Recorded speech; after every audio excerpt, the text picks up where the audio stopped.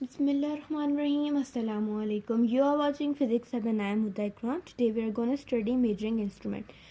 Friends sorry, मेरी कुछ मसरूफियात थी जिनकी वजह से वीडियो नहीं आ पा रही थी, लेकिन इंशाल्लाह मैं कोशिश करूँगी कि मेरी वीडियोस आपको मिलती रहें। तो आज का जो हमारा टॉपिक है वो मेजरिंग इंस्ट्रूमेंट्स है, और मेजरिंग इंस्ट्रूमेंट्स से मतलब ये है वो इंस्ट्रूमेंट्स जिनसे हम चीज़ों को नाप सकते हैं, उनको तोल सकते हैं, उनकी क्वांटिटी को मालूम कर सकते हैं। तो हम इसको स्टार्ट करते हैं। Physics is much concerned with matter and energy and the interaction between them, which is explained with the help of describing the mathematical reaction between various physical quantities. Physics हमारी कंसर्न होती है matter और energy के interaction के दरमियान। ये तो हमें पता है, हम लोगों ने पहले भी ये डिस्कस किया है बात। अच्छा, अब हम लोग फिज़िक्स को डिस्क्राइब किस तरह कर सकते हैं, मतलब मैथ्स में हम प्लस माइनस के ज़रिए चीज़ों को डिस्क्राइब करते हैं, इसी तरह फिज़िक्स में हम किस तरह फिज़िकल क्वांटिटीज़ को डिस्क्राइब कर सकते हैं। तो यहाँ पे हमें कुछ क्वांटिटीज़ का इन्होंने बताया है, fundamental quantities and drive physical quantities. सबसे पहले हम लोगों को फिज़िकल क्वांटिटीज़ का मालूम होना चाहिए, या फंडामेंटल फिज़िकल क्वांटिटीज़ क्या होती हैं। यहाँ पे ये ब्लू हाईलाइट इन्होंने किया हुआ है हमें समझाने के लिए, हम इसको पढ़ते हैं। Physical quantities which cannot be explained by other physical quantities are called fundamental physical quantities.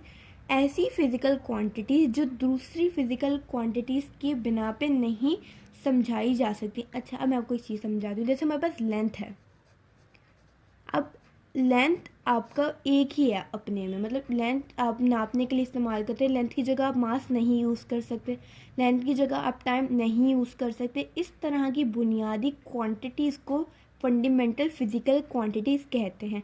Fundamental physical quantities वो क्वांटिटीज़ होती हैं जो आपकी बुनियादी क्वांटिटीज़ होती हैं। उनसे चीज़ें बन तो सकती हैं मगर वो ख़त्म नहीं हो सकती। इसी तरह लेंथ है हमारा, तो लेंथ हमारा ख़त्म नहीं हो सकता, मगर यह है कि हम लोग लेंथ के अंदर और ज़्यादा चीज़ें मतलब ऐड कर सकते हैं, कुछ और निकाल सकते हैं।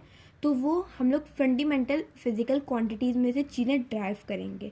आगे हम लोग ड्राइव फिज़िकल क्वांटिटीज़ को भी पढ़ेंगे। अच्छा, यहाँ पे हमारे पास एक चार्ट आपको गिवन है, fundamental quantities and their SI units. Fundamental quantities और उनके यूनिट्स क्या हैं। फंडामेंटल क्वांटिटी हमें यहाँ पे 7 गिवन्स हैं, 7 फंडामेंटल क्वांटिटीज़ गिवन है हमें। Length, mass, time, electric current, temperature, amount of substance, luminous intensity. तो इनके हम लोग यूनिट्स को भी देख लेते हैं। लेंथ का मीटर है, मास का किलोग्राम है, टाइम का सेकेंड है, इलेक्ट्रिक करंट का एम्पियर है, टेम्परेचर का केल्विन है, अमाउंट ऑफ सब्सटेंस मोल है, एंड ल्यूमिनस इंटेंसिटी कैंडेला है। जैसे हमारे पास ये मास है, मास तो बिल्कुल बुनियादी है ना। ये हो सकता है कि हम, ये नहीं हो सकता कि हम मास को ख़त्म कर दें, इसको कंसीडर ही ना करें, लेकिन ऐसा नहीं हो सकता। हम मास की बजाय वॉल्यूम का इस्तेमाल कर सकते हैं, सही है। अब हम लोग समझते हैं कि ड्राइव फिज़िकल क्वांटिटीज़ क्या होती हैं। यहाँ पे हमें ड्राइव फिज़िकल क्वांटिटीज़ को इन्होंने हाईलाइट किया हुआ, इसको पढ़ते हैं। Physical quantities which are explained on the basis of fundamental physical quantities are called dry physical quantities. Physical quantities, ये ड्राई फिज़िकल क्वांटिटीज़ ऐसी फ़िज़िकल क्वांटिटीज़ होती हैं जो हम फंडामेंटल क्वांटिटीज़ से हासिल करते हैं, उनसे गेन करते हैं, उनसे लेते हैं, वो हमारी ड्राई फिज़िकल क्वांटिटीज़ कहलाती हैं। फ्रेंड्स, अगर आपको याद हो तो हमने अपनी पुरानी बुक के अंदर भी ये टॉपिक डिस्कस किया था, फिज़िकल ड्राई फिज़िकल क्वांटिटीज़ का। यानी बुनियादी क्वांटिटी से हम लोग ड्राइव क्वांटिटीज़ को हासिल करते हैं, उनसे ड्राइव करते हैं, चीज़ें लेते हैं। यहाँ पे हमें कुछ ड्राइव क्वांटिटीज़ दी गई हैं, हमें 5 यहाँ पे हम। वॉल्यूम का यूनिट है क्यूबिक मीटर, वेलोसिटी का है मीटर पर सेकेंड, फोर्स का है न्यूटन, डेंसिटी का है किलोग्राम पर क्यूबिक मीटर, एक्सेलरेशन का है मीटर पर सेकेंड स्क्वायर। अब यहाँ पे देख लेते हैं कि फ़िज़िकल क्वांटिटीज़ का हम इस्तेमाल कहाँ करते हैं। All physical quantities are either calculated mathematically or measured through an instrument. Scientists, engineers, doctors and other like carpenter and goldsmiths, even the workers and ordinary human measure those physical quantities with the help of instrument. यहाँ पे कह रहे हैं कि physical quantities हम लोग ना सिर्फ साइंटिस्ट, इंजीनियर, डॉक्टर बल्कि आम लोग भी इनका इस्तेमाल करते हैं। तो आगे हम लोग कुछ फ़िज़िकल क्वांटिटीज़ को पढ़ेंगे जो हर बंदा अमूमन इस्तेमाल कर रहा होता है। अच्छा, ये पैराग्राफ भी यही चीज़ है, लेकिन हम लोग यहाँ से स्टार्ट करेंगे क्योंकि ये हमें बताई जा रही मेन चीज़ क्या है। The standard of length. अब हम लोग लेंथ का स्टैंडर्ड पढ़ते हैं। If there is any measurement that has proven to be to most to humanity, it is length. For example, unit of length include inch, foot, yard, mile, metre. ये कह रहे हैं कि लेंथ जो है बहुत इम्पॉर्टेंट आपका एक फ़िज़िकल क्वांटिटी है। अब लेंथ हमारे पास उसकी भी आप समझे, हम इस तरह करके समझते हैं कि लेंथ के भी अंदर कुछ सब टाइप समझते हैं। जैसे इंच है लेंथ के अंदर, उसकी एग्जांपल्स हैं, फुट है, यार्ड है, मील्स, मीटर, ये तमाम जो है लेंथ की एग्जांपल्स है। मतलब लेंथ को हम इन चीज़ों के अंदर मेजर कर सकते हैं। The length is defined as the minimum distance between two point lying on some place. ये कह रहे हैं कि लेंथ आपकी इस तरह डिफ़ाइन होती है कि एक ऐसा मिनिमम डिस्टेंस जो दो पॉइंट्स के दरमियान का होता है। मतलब जैसे ये है और ये दो पॉइंट है, इसका और इसके दरमियान का जो डिस्टेंस है हमें मालूम करना, तो हम लेंथ से करेंगे। सही है। अब हम लोग आगे समझते हैं मीटर क्या है। यहाँ पे हमारे पास आ गया मीटर रूल, यानी मीटर रूलर या मीटर रूल एक ही बात है। अब metre rule is a device which is use to measure length of different object. A meter rule of length 1 meter is equal to 100 centimeter. On meter rule each centimeter is divided further into 10 division. ये कह रहे हैं कि metre rule या metre ruler भी एक ऐसी device है जिसके ज़रिए हम लेंथ को किसी भी चीज़ की लेंथ को, किसी भी ऑब्जेक्ट की लेंथ को हम लोग मालूम कर सकते हैं। सही है। अब हम लोग इसके अंदर मीटर रूल के अंदर छोटी चीज़ों के जो है लेंथ को मालूम कर सकते हैं। इसके अंदर कुछ डिवीज़न भी हैं, हम नेक्स्ट स्टडी करते हैं। सही, यहाँ पे हमारे पास आ गया वर्नियर कैलिपर। तो वर्नियर कैलिपर को देख लेते हैं क्या है।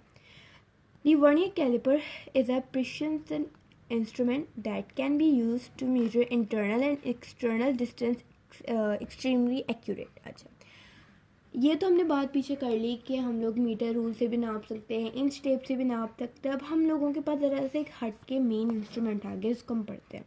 Vernier caliper. वर्नियर कैलिपर हम लोगों ने पहले भी डिस्कस किया हुआ है, लेकिन हम दोबारा कर लेते हैं क्योंकि हमारी बुक में गिवन है।